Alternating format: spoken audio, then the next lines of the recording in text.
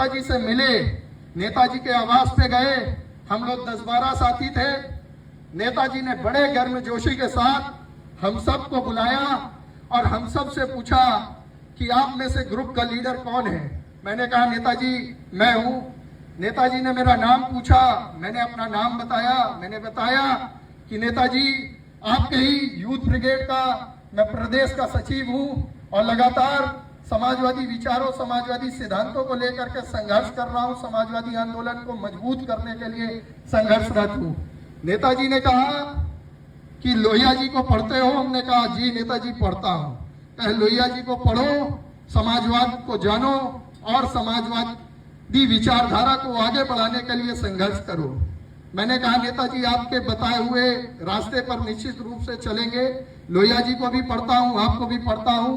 आप पहली बार 14 साल की उम्र में आंदोलन के तहत जेल गए थे। आप लगातार अध्यापक होने के बावजूद जब भी नौजवानों के संघर्ष की बारी आती थी, नौजवान संघर्ष करता था अपने मुद्दों को लेकर के, तो आप नौजवानों के साथ खड़े मिलते थे। ऐसे हमारे आपके नेता माननीय मुलायम सिंह यादव जी थे। नौजवान साथियों, बुजुर्गों, मैंने बताया कि कैसे थाने में और जेल में समाजवादी के नाम पर पुलिसिया उत्पीड़न हम लोगों को झेलना पड़ा। आदरणीय नेताजी ने बहुत गंभीरता से उस बात को सुना और सुनने के फौरन बाद अपने ओएसडी को बुला करके उन्होंने कहा कप्तान इलाहाबाद को फोन लगाइए, और उन्होंने तुरंत इलाहाबाद कप्तान से बात की। बोला मैं पूर्व रक्षा मंत्री भारत सरकार मुलायम सिंह यादव बोल रहा हूं।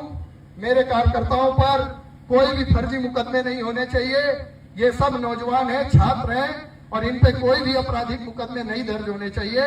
और इनके साथ जिस तरीके की बर्बरता की गई है, जिस तरीके का व्यवहार किया गया है, ये कतई बर्दाश्त नहीं किया जाएगा। समाजवादी लोग आंदोलन को बाध्य होंगे अगर इन पे फर्जी मुकदमे जो लिखे गए हैं, जो फर्जी धाराएं लगाई गई है, वो नहीं हटी। तो ऐसे हमारे आपके नेता माननीय मुलायम सिंह यादव जी थे, जो तुरंत तत्काल अधिकारियों को फोन लगा करके अधिकारियों को टाइट कर देते थे, अधिकारियों को बता देते थे कि लोकतंत्र में तानाशाही की जगह कहीं नहीं है।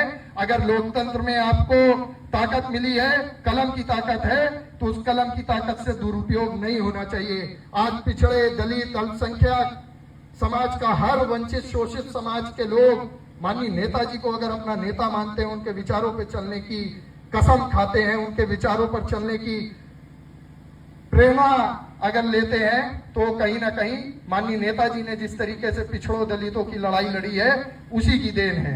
और आज कहीं ना कहीं पिछड़ा दलित समाज का हर शोषित, वंचित अगर मजबूत हुआ है, सशक्त हुआ है, तो समाजवादी पार्टी की देन है, माननीय मुलायम सिंह यादव जी की देन है। तो साथियों, यहीं पर अपनी बातों को विराम देते हुए मैं बस इतना ही कहूंगा कि नेताजी अमर रहे, नेताजी के विचार सदैव हम लोगों के बीच में जिंदा रहे। नेताजी के बताए हुए संघर्षों के रास्ते पर हम आप चल सकें, ईश्वर हमें इतनी शक्ति दे।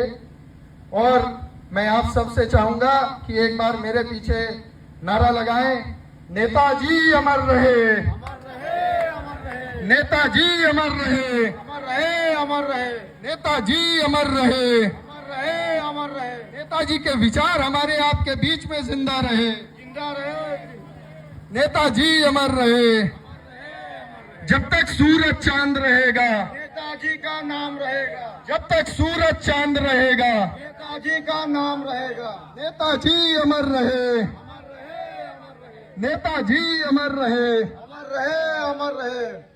हम सब अब नेताजी के तस्वीर पर पुष्प अर्पित करके उनको श्रद्धांजलि देने का क्रम में मैं चाहूंगा कि यहाँ पर इस गांव के बुजुर्ग जो बैठे हुए हैं, सम्मानित बुजुर्गों से, कि एक एक करके नेताजी को अपनी पुष्प डाल करके उनके तस्वीर पर अपनी श्रद्धांजलि अर्पित करें।